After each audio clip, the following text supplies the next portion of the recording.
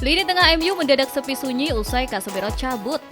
Meski sudah mendaratkan Andre Santos dan Tielemans, rasa haus setan merah belum tuntas. Kompas mereka kini mengarah ke Manu Kone yang tampil menyala bersama Prancis di Piala Dunia 2026.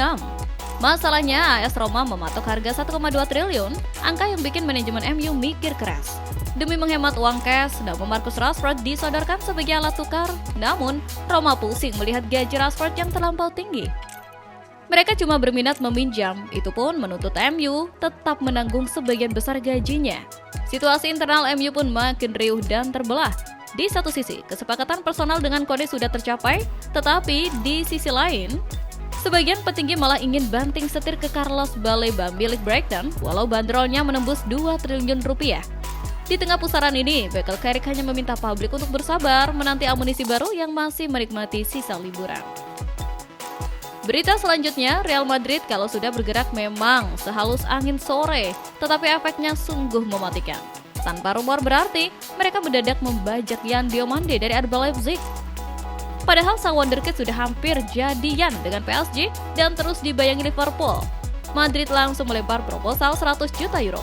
Walau tawaran awal ditolak Leipzig yang meminta 130 juta euro, Perez siap maju lagi dengan angka 120 juta euro. Taktik senyap ini jadi bukti betapa dinginnya Madrid dalam mengamankan target utama. Namun, kedatangan Diomande diyakini bakal memakan korban di lini depan. Jurnalis Pepe Alvarez memberi sinyal akan ada perpisahan yang menyakitkan. Vinicius Junior disinyalir bisa jadi tumbal jika negosiasi kontrak barunya terus menemui jalan buntu. Celah panas inilah yang diam-diam dimanfaatkan Arsenal untuk bisa siap siaga memantau situasi Vini. Menurutmu, MU lebih mending memboyong Kone atau Baleba? Dan apakah masuk akal kalau Madrid tega mengorbankan Vini demi Diomande? Tulis pendapatmu di kolom komentar. Pintu Old Trafford yang tadinya terkunci rapat mendadak kebuka lebar. Manchester United dapat angin segar setelah Real Madrid melunakkan sikap soal masa depan Aurelien Tchouameni.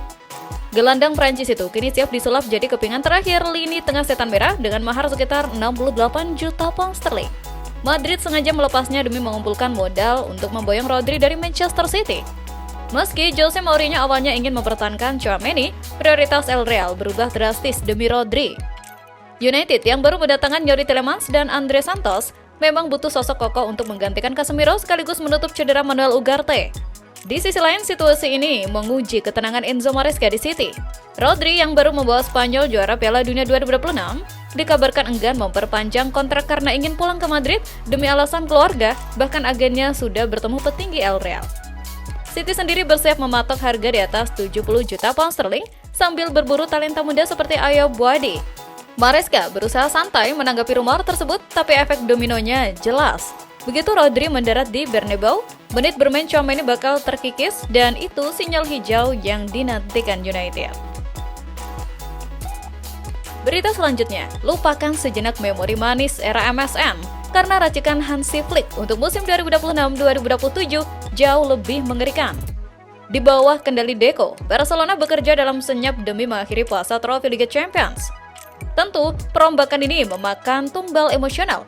Robert Lewandowski resmi pamit ke MLS, Ansu Fati dilepas permanen ke Monaco, Inaki Pena ke Yunani, dan Marc-Andre ter Stegen bersiap menuju Ajax. Nama seperti Ferran Torres, Rooney, hingga Marc Casado masuk daftar jual. Sementara Rapinya terus digoda klub Arab Saudi di tengah rumor finansial keluarganya. Namun, duka Kulas langsung terobati oleh amnesti baru. Anthony Gordon didatangkan dari Newcastle sebagai mesin pressing, disusul Karim Ayademi dari Dortmund atas permintaan khusus Flick, serta bakat muda Mesir Abdel Karim. Barca bahkan masih memburu Julian Alvarez untuk lini depan, plus membidik Christian Romero dan Aymeric Laporte demi mengunci lini belakang. Menurut kalian, apakah pergerakan transfer ambisius ini sudah cukup membawa Barca menguasai Eropa lagi? Atau masih ada posisi yang bolong? Ada aroma kebangkitan yang pelan-pelan berembus dari Old Trafford, bikin barisan rival mulai dingin tangannya. Taktik Carrick makin rapi, ditambah strategi Board MU yang makin cerdas beli pemain sesuai kebutuhan.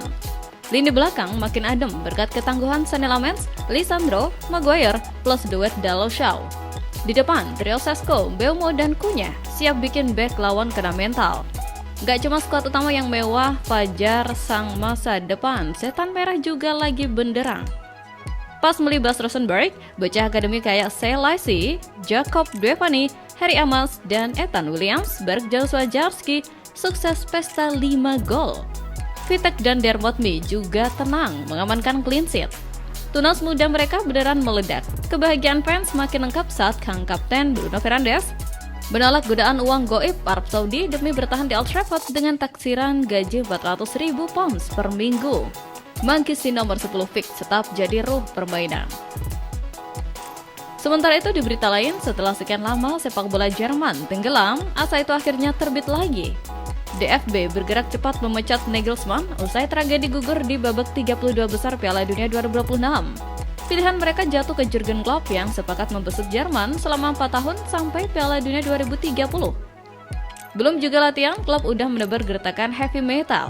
Belajar dari nasib pelatih sebelumnya yang hobi jadi samsak media, Klopp mengultimatum bakal langsung cabut tanpa kompensasi kalau ada yang nekat mengkritik di luar konteks sepak bola atau mengganggu keluarganya. Sosok yang dulu hobi menyemprot The Anti-Sport, UEFA, dan FIFA ini memang tanpa kompromi. Tapi Klopp berjanji membawa permainan atraktif yang gak bikin ngantuk. Visinya jelas, trofi dan regenerasi talenta muda kayak Wirtz dan Musiala harus sejalan beriringan demi mengembalikan marwah sang panstar. Menarik ditunggu bagaimana kelanjutannya.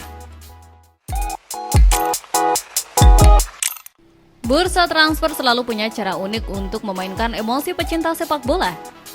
Setelah sukses memikat Michael Olise, kini giliran sang pengatur ritme Spanyol, Rodri, yang mendadak kepincut ingin pulang ke Madrid usai menjuarai Piala Dunia 2026. Anehnya, pintu Santiago Bernabeu seolah tertutup rapat. Florentino Perez terkesan enggan menyambutnya secara langsung. Namun, apakah penolakan ini murni karena luka lama seputar Ballon d'Or 2024 ataukah sekedar taktik catur politik tingkat tinggi sang presiden? Melihat kontrak Rodri di Manchester City yang menyisakan waktu hingga 2027, ditambah ketidakpastian proyek pasca era Pep Guardiola, publik mulai menduga Perez sedang melancarkan siasat lamanya. Ia diduga menggoda sang pemain secara halus dari balik layar, membiarkan situasi memanas, lalu memboyongnya dengan harga miring atau bahkan gratis. Skenario dingin yang dulu sukses mendaratkan Trent Alexander-Arnold dan Ibrahima Konate dari Liverpool kini berpotensi terulang kembali pada kubu Manchester City. Berpindah ke Inggris, pergerakan Manchester United di lantai transfer musim panas ini tampaknya belum menunjukkan tanda-tanda meredup. Setan Merah dilaporkan telah mencapai kesepakatan personal secara prinsip dengan gelandang AS Roma, Manu Kone. Meski sebelumnya sudah berhasil mengamankan Andre Santos dan Youri Tielemans, kehadiran bintang timnas Prancis di Piala Dunia 2026 ini dinilai sangat vital untuk memperkuat kedalaman lini tengah. Manajemen MU dikabarkan siap melayangkan proposal sebesar 50 juta euro, walau pihak Roma masih bertahan di angka 60 juta euro untuk memagari sang pemain hingga 2029.